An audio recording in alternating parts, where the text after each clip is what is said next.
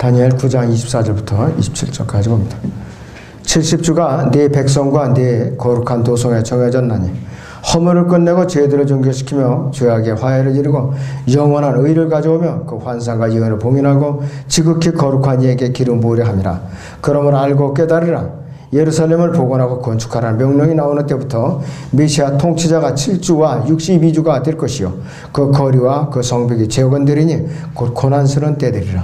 62주 후에는 메시아가 끊어질 것이나 자신을 위해서가 아니요 또 장차올 그 통치자의 백성이 도성과 성소를 파괴하리니 그 끝은 홍수로 뒤덮일 것이요 그 전쟁의 끝에는 황폐함이 정해졌느니라. 그가 많은 사람들과 더불어 한 주 동안 언약을 확정하고 그 주의 중간에 그가 희생제와 예물을 금지시킬 것이요 그는 가증함을 확산시키므로 황폐케 하리니 진멸할 때까지 할 것이며 정해진 것이 황폐케 한 자에게 쏟아지리라 하더라 그랬습니다. 오후의 주제는 다니엘서를 통한 교훈들입니다. 다니엘서를 통한 교훈들. 여기 제가 그 도표 하나씩 드렸죠.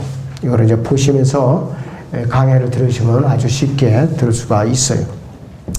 다니엘이라는 이름은 하나님은 나의 심판이라 이 뜻이에요. 하나님은 나의 심판이라 이 뜻입니다. 다니엘은 에스겔과 마찬가지로 바빌론의 포로로 잡혀와서 쓰임을 받았어요. 그는 왕족 출신으로서 고관의 자손이에요. 고관의 자손.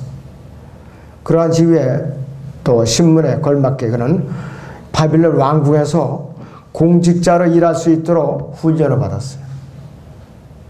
동방의 바빌론 제국의 궁정에 오염된 분위기 속에서도 홀로 경건하고 훌륭한 삶을 살 수가 있었던 것이에요.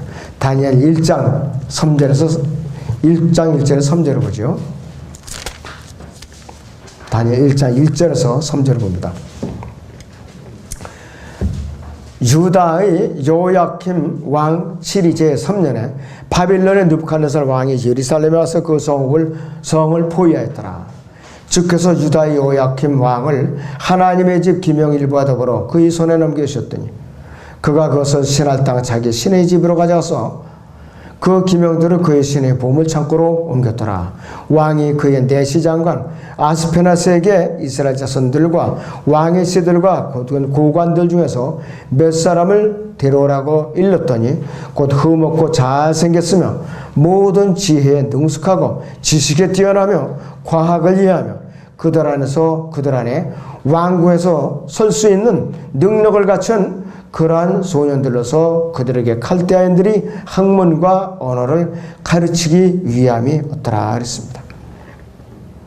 그래갖고 다니엘과 그 친구 사드락과 메삭과 아벳느고 이 세 사람이 뽑혔어요. 이 다니엘은 느부갓네살 왕에서 그다음에 코레스 왕의 시대에 이르기까지 굉장히 오랫동안 바빌론 포로 생활에서 장수를 이뤘던 사람이에요. 아주 초기부터 말기까지. 그리고 다니엘은 어떻게 되느냐? 돌아왔어요. 또 예루살렘으로 돌아왔다 이것이. 그는 예레미야와 에스겔 그리고 회복 후에 포로 이후에 대제사장 여호수아와 에스라 및 스룹바벨과 같은 시대의 사람이었어요. 다니엘서는 교회의 배교, 데살로니가후서 2장 3절에 교회의 배교, 죄의 사람의 출현, 다니엘서 이제 데살로니가후서 2장이죠. 그 다음에 대환란, 큰 환란이라고 그러죠. 그레이트 트리블레이션, 마태복음 24장, 그 다음에 계시록 6장 19장까지, 또 예수 그리스도의 재림, 마태복음 24장과 또 요한계시록 19장의 재림, 부활들과 심판 등 이런 걸 주제로 하는 신약의 예언들을 여는데 없어서는 안 될 핵심적인 책이에요. 다니엘이. 그래서 이러한 내용들이 다니엘서의 또 주제들이에요. 신약 성경에 특히 요한계시록은 다니엘서를 여는 열쇠예요. 요한계시록은 다니엘서를 여는 열쇠입니다. 그래서 다니엘은 무엇보다도 이방인들이 때에 관한 예언자로서 아주 독보적인 존재. 이방인들이 때.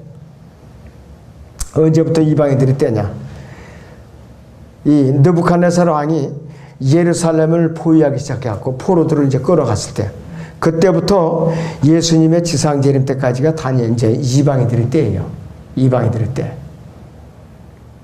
엄격히 말하면은 에스겔서 10장에서 하나님의 영광의 이스라엘 성전을 떠날 때부터 그 다음에 에스겔 43장에 가서 예루살렘의 성정으로 저 하나님의 영광이 돌아올 때까지가 이방인들의 때예요. 그때가 이방인의 때라 이것이.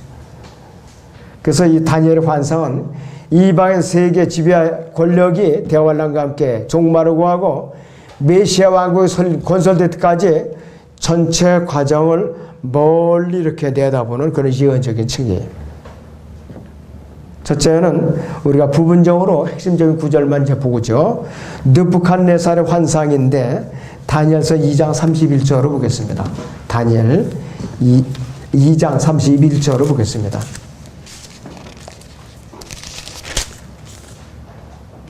왕이요 왕께서 보셨나니 한 큰 형상을 보시미라. 이 큰 형상은 그의 광채가 찬란하며 왕 앞에 섰는데 그 용모가 무서웠나이다.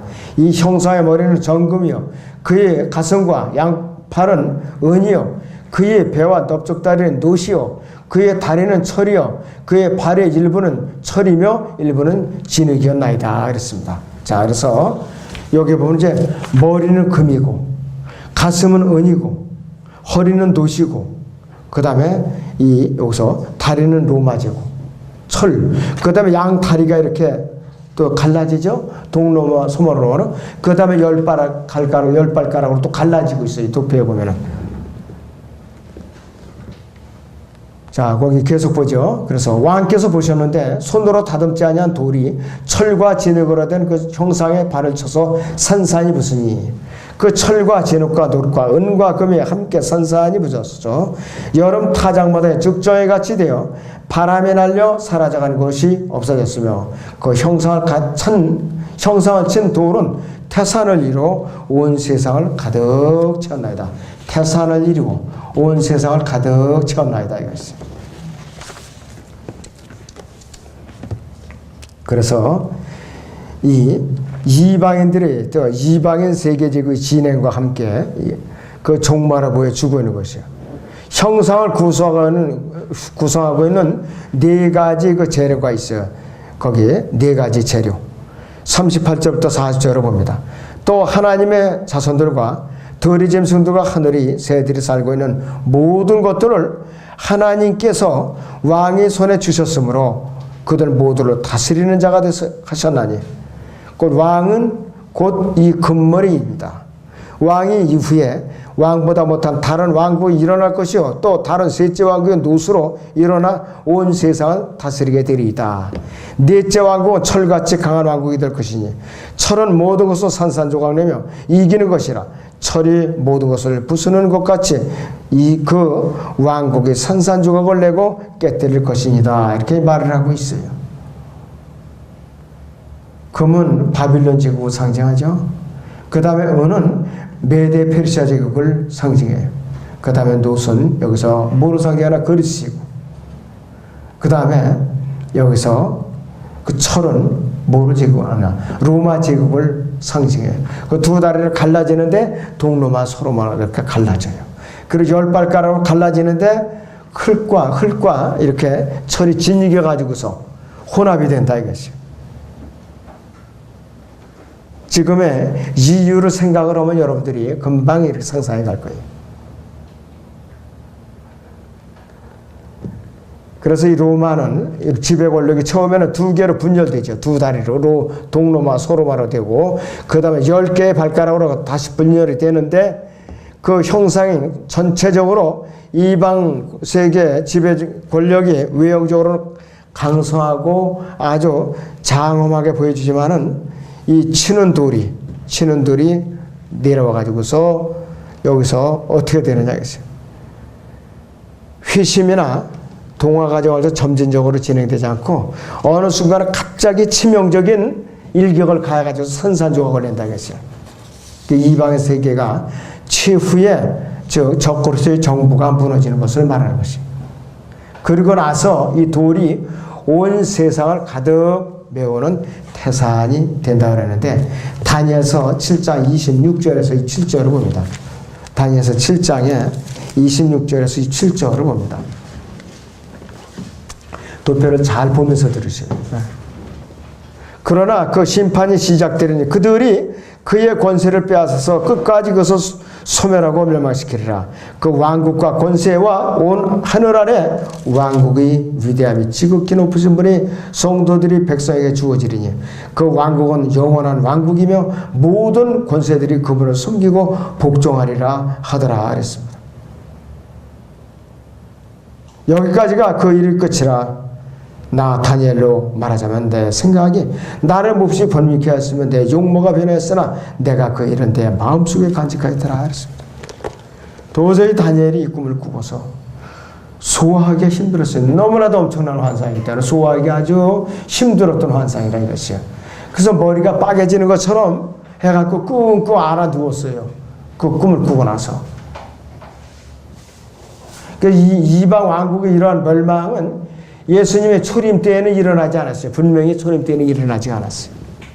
오히려 예수님께서는 그 당시 세계 지배 권력 최정상에는 네 번째 제국, 로마 제국에서 사형 선고를 받고 갈보리 십자가에서 못 박혀 죽으셨어요. 마태복음 27장이나 요한복음 19장에 보면. 그래서 초림 때 로마 제국은 그 환상 가운데 나타났던 과정을 따르는 것이지만 아직도 이방인 세계 지배는 계속되고 있는데, 그래서 이 뜨인 돌이 일격에 때려 부수는 이 박살내는 이 엄격한 이 일은 언제나 지금까지 보류된 상태예요. 예수님의 지상재림 때에 적그리스도가 통치하는 세계 단일 정부가 순식간에 이렇게 산산조각 난다.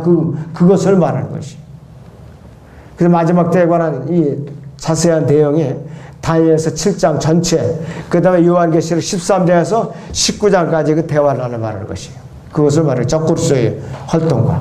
그래서 이방인 세계 권력은 갑작스러운 재난에 의한 심판으로 종말을 구하게 되는데, 여기 요한계시록 16장 14절을 보겠습니다. 요한계시록 16장 14절을 보죠.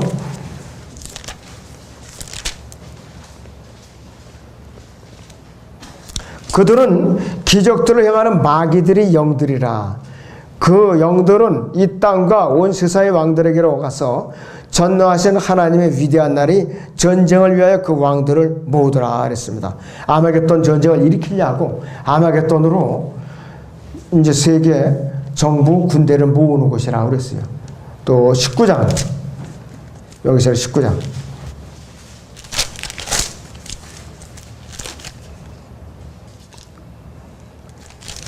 17절에서 21절을 봅니다. 17절에서 21절. 또 내가 보니 한 천사가 해에 서 있는데 그가 큰 음성으로 외쳐 하늘 한가운데로 날아가는 모든 새들에게 말하기를 와서 위대하신 하나님의 만찬에 다 함께 모여 왕들이 살과 최고 대장들이 살과 용사들이 살과 말들과 그 위에 탄 자들의 살과 자유인이나 종이나 작은 자나 큰 자나 할 것 없이 모든 자의 살을 먹으라고 하니라. 또 내가 보니 그 짐승과 땅의 왕들과 그의 군대가 그 말탄 분과 그의 군대에 대적하여 전쟁을 하려고 다 함께 모였더라. 그러나 그 짐승이 잡히고 짐승 앞에서 기적들을 행하던 거짓 선지자도 그와 함께 잡혔으니 그는 짐승과 더불어 그 짐승의 표를 받은 자들과 그의 형상에 경배한 자들을 속이던 자라. 이 둘이 유황으로 불타오르는 불면서 산채로 던져지더라. 그리고 그 남은 자들은 말 위에 앉으신 분이 칼, 즉 그의 입에서 나오는 칼로 살해되니 모든 새들이 그들이 살로 배를 채우더라 그랬습니다. 여기서 유황으로 불타오르는 불못이라고 그러는데 이것이 바로 게헨나를 말하는 것입니다. 그래서 사복음서에서 예수님께서는 이 지옥을 해를 갖다가 게헨나라고 했어요. 게헨나. 겉에서 보이는 불못이, 겉에서 보이는 그 활활 타오르는 쓰레기 소각장 같은 걸 불못. 그리고 또 다른 데서는 어떻게 하느냐. 지옥은 지옥인데 구약에서 그렇고 음부라고 벼락 지하세계라고 그랬고 보이지 않는 이 땅 속에 지구의 심장부에 있는 바로 그 유황불이 타오르는 누가복음에 있는 그런 것을 말하는 것이에요. 그래서 이 게헨나라는 의미는 예수님 당시에 예수님이 강조하셨던 용어고 마지막 그 지옥의 장소가 바로 게헨나라고 불러요.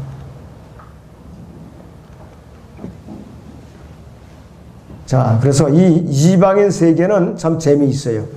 큰 형상으로 시작이 돼요. 그래갖고 큰 형상으로 막을 내려요. 다니엘 2장 3절을 봅니다. 1절부터 보죠. 느부갓네살이 7위 제2년에 느부갓네살이 꿈을 꾸었는데 그의 영이 그것으로 인해 번민하였고 그가 잠을 이루지 못하였더라. 그때 왕이 마술사들과 점성가들과 점쟁이들과 칼데아인들을 불러오도록 명하였으니 이는 왕에게 그의 꿈들을 알게 하려는 것이었더라. 그러므로 그들이 와서 왕 앞에 섰더라. 왕이 그들에게 말하기를 내가 한 꿈을 꾸었는데 그 꿈을 알고자 내 영이 번민하였도다 하니 이랬어요. 그 번민하였도다 하는데 그 꿈이 바로 이 다니엘 신상, 이거를 말하는 거죠. 다니엘 신상. 이 금, 은, 놋, 철, 그 다음에 흙과 철로 이겨진 발가락, 그렇게 내려가는 이 다니엘의 신상을 말하는 것이, 이것을 말하는 것이라 했어요. 자, 그런데 여기서 이제 이방인 때가 시작을 해, 본격적으로. 그래가지고 어디서 끝나느냐 하면은 이 다시 형상으로 시작하고 형상으로 끝난다 그랬죠. 그 형상이 어디냐? 계시록 13장을 보겠습니다. 요한계시록 13장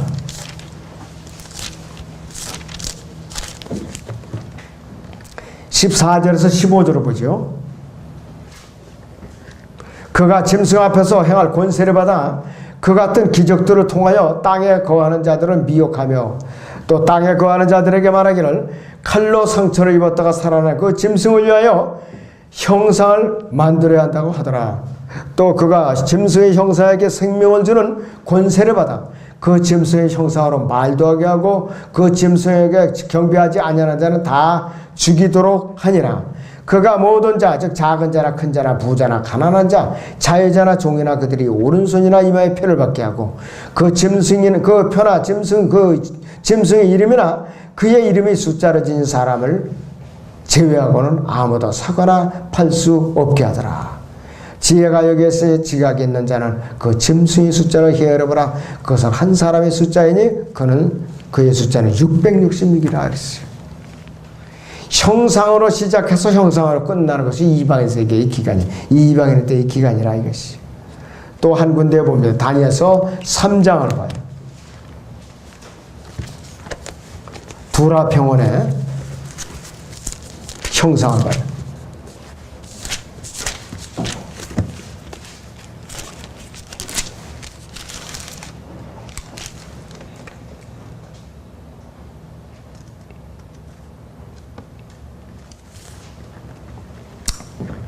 (1절부터) 느부갓네살 왕이 금으로 형상을 만들었으니 그 높이는 60규빗이요 그 너비는 6규빗이라 그가 그것을 바벨론 지방에 있는 두라 평원에 세웠더라. 느부갓네살 왕이 고관들과 총독들과 군대 대장들과 재판관들과 재무관들과 자문관들과 법률가들과 각 지방의 모든 치리자들을 함께 모이도록 보내어 느부갓네살 왕이 세운 형상의 낙성식이 오게 하였더니 고관들과 총독들과 군대 대장들과 재판관들과 재무관들과 자문관들과 법률가들과 각 지방의 모든 치리자들이 느부갓네살 왕이 세운 형상의 낙성식에 함께 모여서 느부갓네살이 세운 형상 앞에 서니라. 전달하는 자가 크게 외치기를 너희에게 명령하셨나니 오 백성과 민족들과 언어들아 어느 때나 너희가 뿔나팔과 피리와 하프와 사베카와 솔토리와 던심의 모든 악기 소리를 들으면 엎드려 느부갓네살 왕이 세운 금상에게 경배하라. 누구든지 경배하지 않는 자는 즉시 불타는 뜨거운 용광로 속으로 던져질 것이라 하더라 그랬습니다. 여기서 악기도 6가지 악기도 또 여기서 그 형상의 높이, 너비 각각 얼마냐? 60규빗, 6규빗 길이에요. 666이에요. 바로. 그리고 다니엘서 5장에 보면 다리오라는 이름이 나옵니다. 5장 31절을 보시면 다니엘서 5장에 31절을 보여요. 메대인 다리오가 그 왕국을 취하니 약 62세였더라 그랬습니다. 이 다니엘서 초반부에서 벨사살이 연회를 베푸는데 결국은 벽에 하나님이 회벽에다가 글씨를 쓰죠. 메네메네 데켈 우파르신 그랬죠. 네가 저울에 달아서 부족함에 베었으며 땅이 이제 네 왕국이 나누리라고 그랬어요. 그날 저녁에 죽었죠, 벨사살이. 그래서 바빌론이 망하고 다리오가 점령해가지고서 메대 페르시아 왕국을 세웠어요. 나중에 이제 페르시아 왕국으로 통합하죠. 그래서 다니엘 시대와 유다의 포로 기간에 그 이후에 회복 기간 중에 군주들이 출현하는 순서가 이렇게 순서대로 배열되어 있는데, 다리오라는 이름은 왕들이라는 의미예요. 왕들이라는 의미. 다리오가 느부갓네살이 BC 604년에서 561년까지 존재해요. 유다의 포로 기간과 이방인들의 때가 시작되었고, 4개의 세계 지배 군주 국가들, 바빌론, 메데 페르시아, 헬라, 알렉산더 지하의 헬라, 로마 제국 중 최초의 국가를 건설한 자가 누구냐? 느부갓네살이. 다니엘 2장에서. 그리고 두 번째 벨사살, BC 556년에 등극해갖고 언제 이제 죽었는가? 바로 다리오가 점령했을 때 그날 밤에 죽은 거예요. 연도는 정확히 안 나와 있고.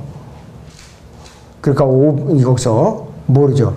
이 비문에는 벨살 우살이라고 기록되어 있대요. 벨살 우살.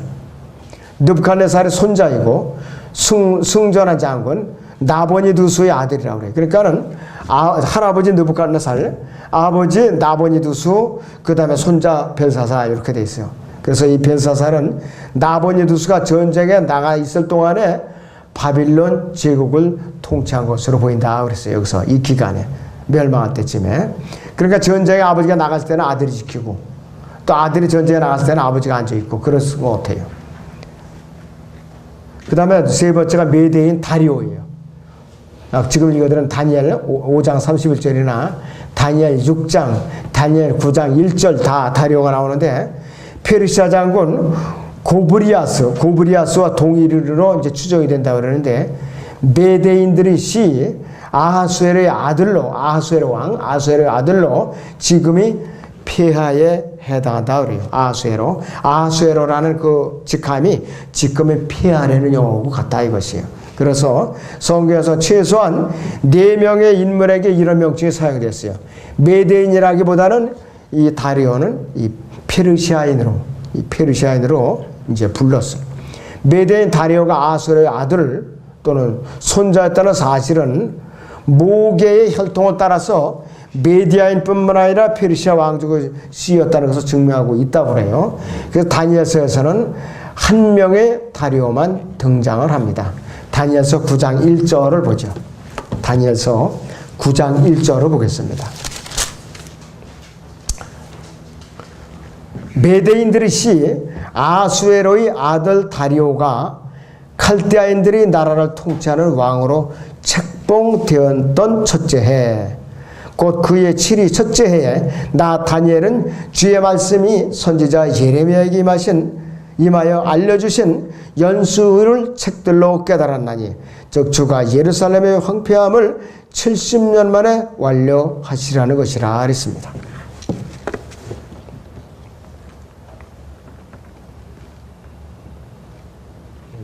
그리고 네 번째 인물이 다리오가 누구냐? 코레스. 그래서 이 코레스가 집권하자 두 번째 세계 제국인 메데 페르시아의 존재가 전면적으로 부상해가지고서 권력을 장악합니다. 바빌론을 대신해가지고서.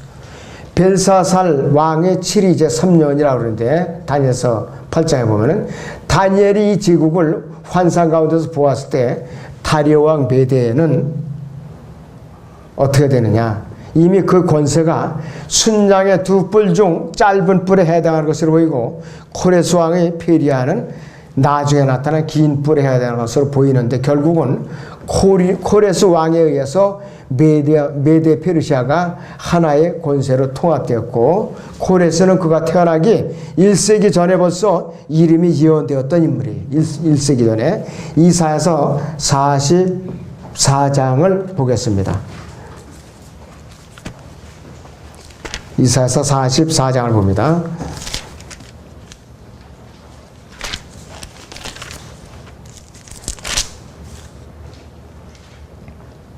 (28절에서) 45장 1절까지. 코레스에 관하여 말하기를 그는 나의 목자요 나의 모든 기쁨을 이행하리라 하며 예루살렘에게도 말하기를 너는 재건되리라 하고 성전에게는 네 기초가 놓여지리라 하느니라. 주가 그의 기름 부음 받은 자, 코레스에게 이같이 말하라. 기름 부음 받은 자, 코레스도 하나님에 의해서 기름 부음 받은 자, 이방인이라 했을지라도 내가 그의 오른손을 잡았으니 민족들로 그 앞에 항복케 하며 내가 왕들이 허리를 풀겠으며 두 짝 성문들은 그 앞에 열어서 닫지 못하게 하리라. 내가 네 앞서 가서 험한 곳들을 평탄하게 하며 논문들을 산산히 붙으며 철 빗장을 둘러 가르리라. 또 내가 너에게 어두움의 보물들과 은밀한 곳들에 감추어진 재물들을 주리니 그러면 너를 지명하여 부른 주 곧 내가 이스라엘이 하나님의 것을 알게 되리라. 내 종 야곱 곧 나의 택한 이스라엘을 위하여 내가 너를 지명하여 불러나니 네가 나를 알지 못했을지라도 내가 네게 성을 붙였느니라 했습니다. 그래서 코레스가 이 이스라엘 이제 유다 백성들을 돌려보낸 거예요. 코레스가 예루살렘 성벽을 재건하라고. 자, 그래서 여러분이 이 도표 보시면은 거기 이제 5장 쓰고 8장 사이에 보면 네 짐승하고 인자 같으니 그 다음에 요거 잘 보시면서 들으면은 굉장히 이해가 빨라요. 그래서 이 다리오가 이 메대는 어디에 하냐면은 순양의 두 뿔 중 짧은 뿔에 해당하는 것으로 보이고 그래서 이 코레스 왕의 페르시아는 나중에 나타난 긴 뿔에 해당하는 보이고 그래서 1세기가 되기 전에 벌써 뱅크가 태어나기 100년 전에 그 이름이 예언되어 있다 이것이 누구를 위해서? 유다를 위해서 이스라엘을 위해서. 그래서 이 코레스의 통치 아래서 유대인의 남은 자들이 팔레스타인의 땅으로 귀환이 되는 것이죠. 에스라서 보지요. 에스라서 1장.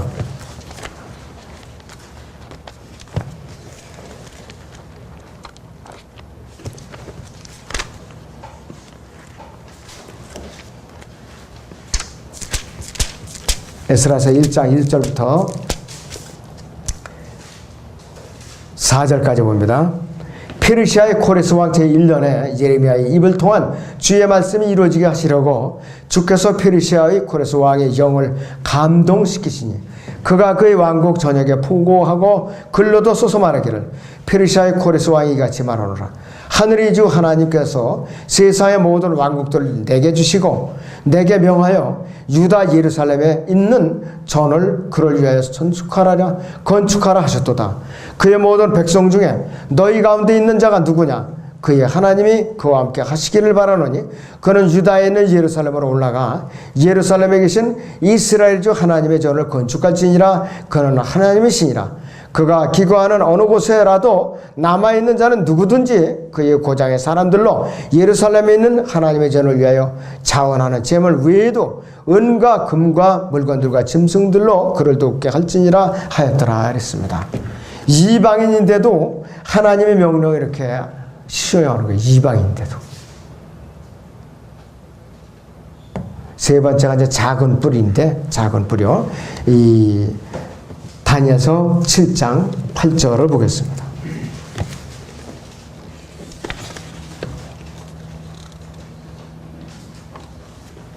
다니엘서 7장 8절.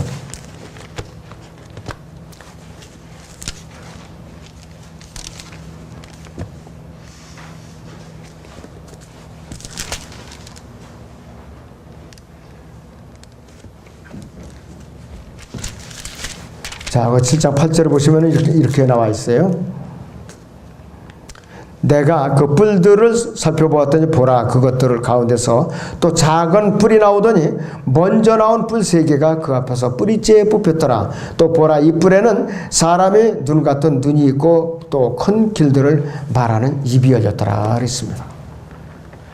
그래서 이방 세계의 권력의 종말에 관한 환상인데 이전에 로마 제국 10개의 뿔 갖게 될 것인데 그 형사 10발가락에 해당하는데 다니엘이 환상 가운데 생각하고 있듯이 이 10왕들 중에서 한 작은 뿔이 일어나서 10왕들 가운데서 3왕들을 완전히 굴복시키고 왕들은 존재하지도 않게 된다. 완전히 패망한다 이거였어요. 그래서 이 작은 뿔을 포함해서 10왕국 중에 7왕들만이 남게 되는데 이 작은 뿔이 시리아 왕 안티오쿠스 에피파네스로 예표되고 있어요. 그래서 도대체 누구냐 이 자가. 이 다니엘 8장을 보죠. 23절에서 25절을 봅니다. 23절에서 25절 어떤 자냐 하면은 바로 무서운 용모를 한 그 왕이에요. 그들 왕국이 나중 때 범죄자들이 가득 차게 되면 무서운 용모를 하고 난해한 문장들을 깨닫는 한 왕이 일어나리라. 그의 권세가 막강할 것이나 자기 자신의 권세에 의한 것이 아니니 그가 놀랍도록 파괴시킬 것이며 번성할 것이고 마음대로 행하며 강한 자들과 거룩한 백성을 멸하리라. 그의 지혜를 통하여 그가 자기 손에 기술을 늘려서 자기 마음속에 자신을 높이고 평화로 많은 것을 멸하리라. 그는 또한 통치자들 중의 통치자를 대적하여 설 것이나 그가 사람의 손에 의하지 않고 부서지게 되리라. 이렇게 예언하고 있습니다. 그리고 다니엘 9장 26절이나 27절에서는 장차 올 통치자라고 불리고 있죠. 26절, 27절에 다시 보다 다니엘 9장 62주 후에는 미시아가 끊어질 것이나 자신을 위해서가 아니라 또 장차 올 그 통치자의 백성이 도성과 성소를 파괴하리니 그 끝은 홍수로 뒤덮일 것이요 그 전쟁의 끝에는 황폐함이 정해졌느니라.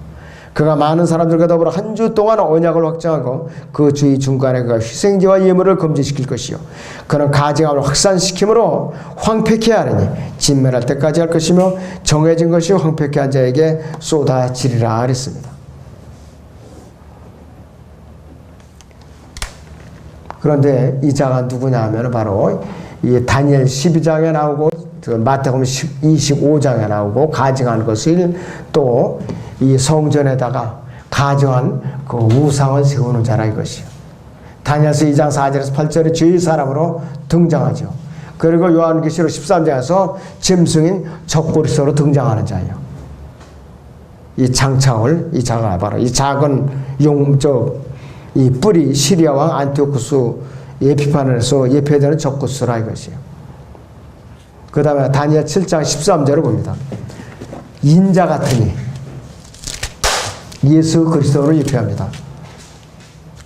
다니엘 7장 13절에 내가 밤에 환상들을 보았더니 보라 인자 같은 분이 하늘의 구름들과 함께 오셔서 옛날부터 계신 분께로 오시니 그들이 인자 같은 분을 그분 앞에 안내하였더라 이렇게 말하고 있어요. 요한계시록 5장 6장 10장과 일치하죠. 대환란 때에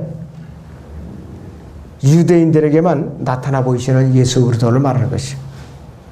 요한계시록 또 5장 10절에서는 왕들과 제사장들이라는 말로 예찬하고 있는 찬양이 그래서 우리가 땅 위에서 통치하리다라는 구절과 함께 끝을 맺고 있는데 이분이 바로 누구냐면 예수 그리스도예요.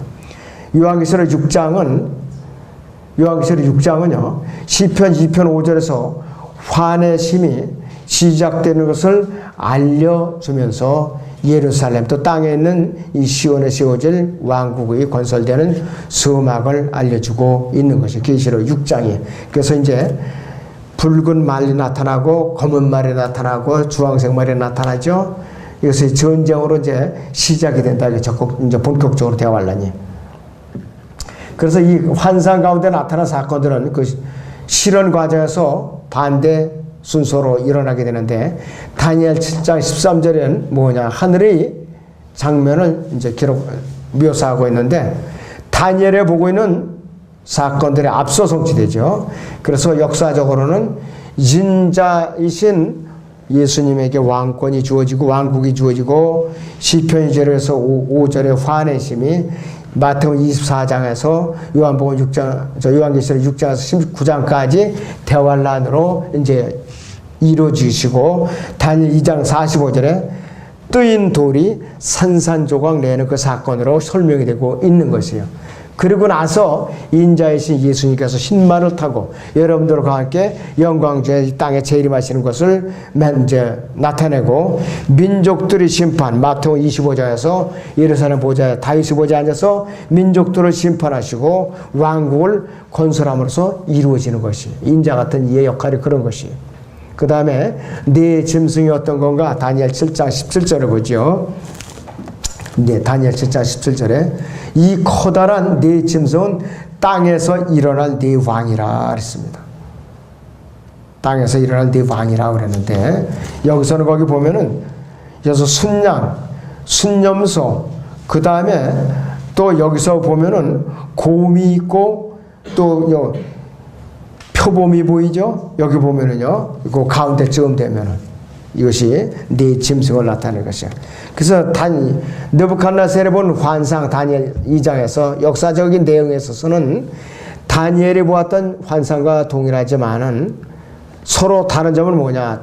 느부갓네살은 이방인들이 이때가 외형상으로는 권세가 있고 장엄한 것으로 보이는 반면에 다니엘은 이방인 세계 정부가 탐욕스럽고 전쟁을 좋아한다 그랬어요. 힘에 의해서 아주 강제적으로 수립되고 힘으로 유지되는 특성이 있어요. 그래서 오늘날의 이방의 국가들, 이스라엘 제한 이방의 국가들, 나라를 상징하는 국가의 기장들이 있어요. 맹수류 아니면 맹금류들로 돼 있어요. 미국의 국세는 독수리죠. 국세는 독수리라 이것이. 그 다음에 영국이 뭐죠? 기장이 사자요. 러시아 뭐냐? 곰. 그렇게 돼 있어요. 우연이 아니에요, 이것이 좀 다. 다 그 동물들과 관련이 있어요. 그 다음에 다니엘의 70주, 다니엘 9장 24절부터 27절을 봅니다. 다니엘 9장 24절에서 27절을 봅니다.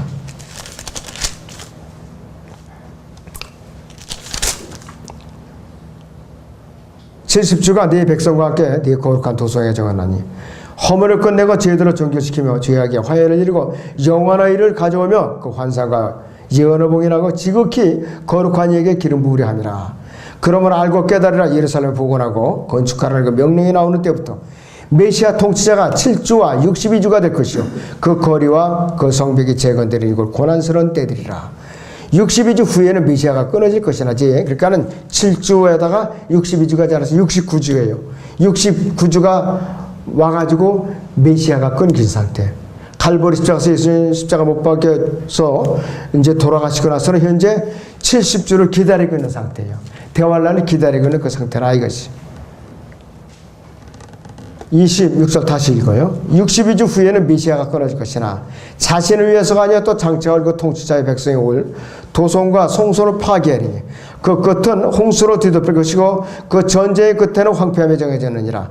그가 많은 사람들과 더불어 한 주 동안 언약을 확정하고 그 주의 중간에 그가 희생제와 예물을 금지시킬 것이요 그는 가증함을 확산시키므로 황폐케 하리니 진멸할 때까지 할 것이며 정해진 것이 황폐케 한 자에게 쏟아지리라 그랬습니다.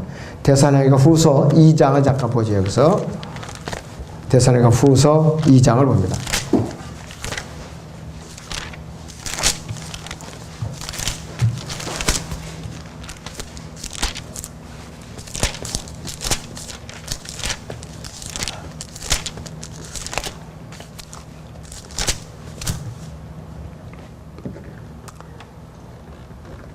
사절부터 그는 대적하는 자며 또 하나님이라고 불리는 모든 것과 숭배받는 대상 위에 자신을 높여 하나님의 성전에 앉아 하나님처럼 보여 자신을 하나님이라고 하느니라.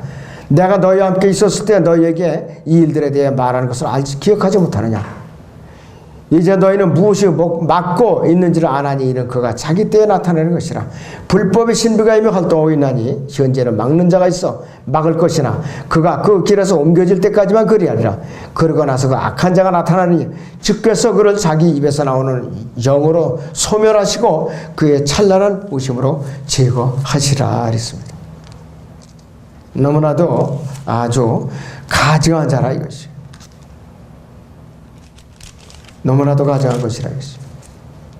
그렇기 때문에 이 자가 나타나면은 예루살렘의 성전에 가서 이제 그 환란 성전에 앉아 있으면은 예루살렘 성으로 들어갈 생각도 말고 또 집 밖에 나와 있던 자들은 아예 산으로 피하라 그랬다. 이 산이 어디냐? 바로 베트라라 이것이. 절대로. 자, 보세요. 마태복음 24장 15절부터 봐요. 마태복음 24장 15절부터. 그러므로 너희가 선지자 다니엘을 위하여 말씀하신 멸망에 가증한 것이 거룩한 곳에 서는 것을 보리니 읽는 자는 깨달아. 거룩한 곳은 뭐냐? 예루살렘 도성을 말하는 것이. 그때 유대에 있는 자들은 선들로 도망하라. 지붕에 있는 사람은 집 안에 있는 물건을 가지러 내려가지 말고 들에 있는 사람은 자기 옷을 가지러 돌아가지 말라. 그날들은 아이를 뵌 자들과 젊이 기는 자들에게 화 있으라 그랬어요. 너희는 피난하는 일이 겨울에는 안식일에 일어나지 않도록 기도하라.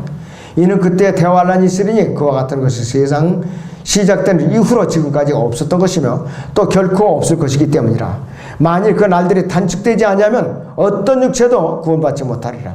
그러나 택함 받은 사람들을 위하여 그 날들이 단축될 것이라 그랬어. 여기서 택함 받은 자들은 이스라엘 백성을 말해요. 만약에 7년간을 후3년만을 완전히 채우면은 다 몰살당하고 말해요. 너무나도 혹독한 심판이 환란이기 때문에.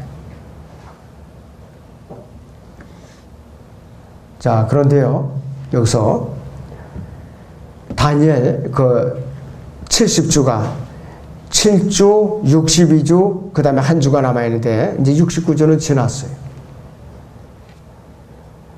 자, 그래서 예수님께서 탄생하시고 초림하심으로써 이제 69주까지 실현이 됐어요.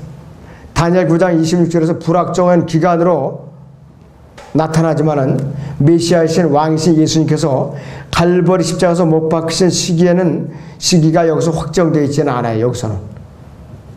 다니엘 9장에서는 62주가 지난 후에 있게 될 것이라고 언급되어 있을 뿐이에요. 그래서 다니엘 9장 26절에 제시된 첫 번째 사건이고 두 번째 사건은 뭐냐?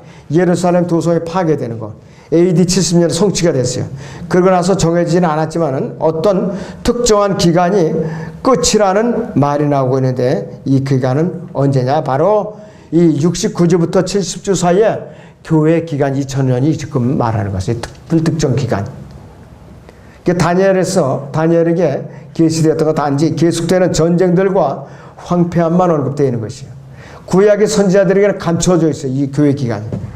신약에서 사도 바울에게 처음 제시되었던 그것이 바로 2000년 교회 기간이에요.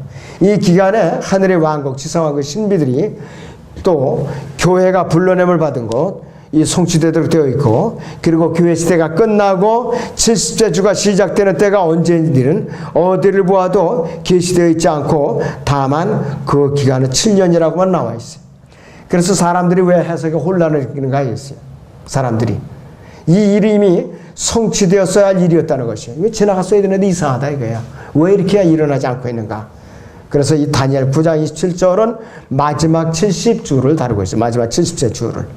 다니엘 9장 27절에 여기서 도대체 그라는 대명사가 누구인가? 다니엘 거기 9장 보세요. 다시 9장에 27절을 보죠.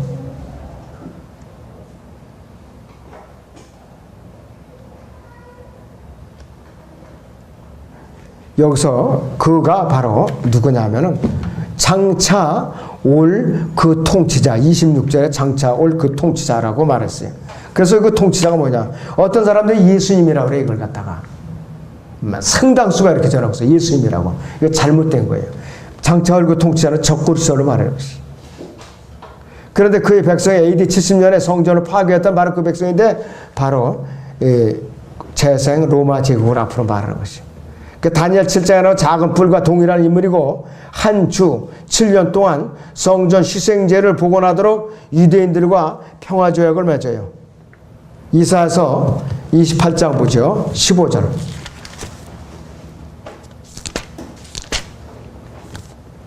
이사야 28장 15절을 봅니다. 너희가 말하기를 우리가 사망과 더불어 언약을 맺었고 우리가 지옥과 더불어 합의하였도다. 넘치는 재앙에 지나갈지라도 우리에게 임하지 못하리니 이는 우리가 거짓을 우리의 피난처로 삼았고 허위 아래 우리가 우리 자신을 숨겼음이라 하였도다 하랬습니다. 18절. 사망과 더불어 맺은 너희의 언약이 무효화되며 지옥과 너희의 합의가 서지 못하니 넘치는 재앙에 지나가면 너희가 그것에 짓밟힘을 당하리라 그랬어요. 참 딱하죠. 유대인들이 지각이 없어갖고 적그리스도하고 언약을 맺는 거예요. 적그리스도하고 평화협정을 맺는 거예요. 아직 안 맺어졌어요. 우리는 그 적그리스도하고 평화협정을 맺는 거를 보고서 올라갈 수가 있어요. 지금 그거를 보고서 올라갈 수가 있어요. 요한복음 5장 잠깐 봐요.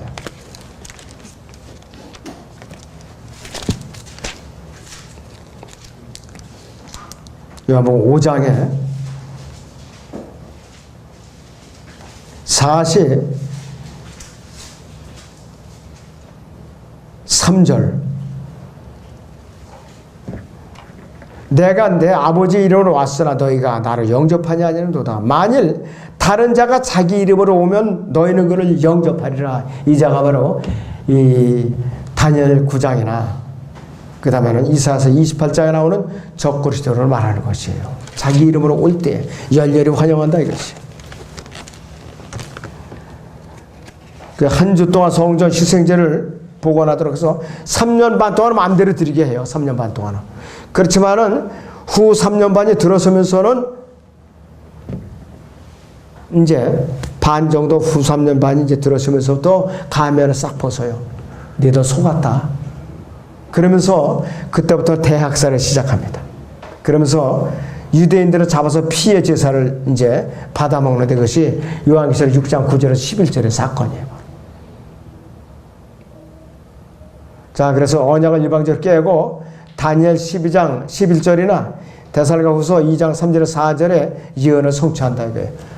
환난 성전에 지성소에 앉아서 자기가 하나님이라고 일컫는 자라 이것이. 메시아 왕신 예수님께서는 갈보리 십자가에 못 가신 이후에 69주째와 70주 사이에 이 기간에 현재의 교회 시대 전 기간에 해당하는 그 기간을 지금 하나님의 보좌 오른편에 앉아 계세요. 대제사장으로서 중보자라서 변호인으로서 지금 앉아 계신다 이것이. 그 다니엘 9장 1절의 대환란 기간이나 12장 1절의 고난의 때나 요한계시록 3장 10절의 시험의 때 이것과 일치하는 7년 중에 후 3년 반을 다루고 있는 것이 바로 이 대환란 기간인데 여러분들의 대환란 기간은 남아있는 사람들이 너무나도 끔찍하게 고난을 당할 때라 이것이요. 아무쪼록 우리는 그 전에 올라가야 되는데 과연 이 적그리스도가 우리는 평화협정을 맺는 것이 신문에 언론에 보도되면서 올라갈지 그럴 가능성이 커요. 확인하면서 그래야 시작이 되니까 그 전에 부안에 동하면 안 돼요. 내년 오순절에 오신다, 올 오순절에 오신다 어쩌면서 일 안 하고 우리는 경거망동하거나 해이해지면 안 됩니다.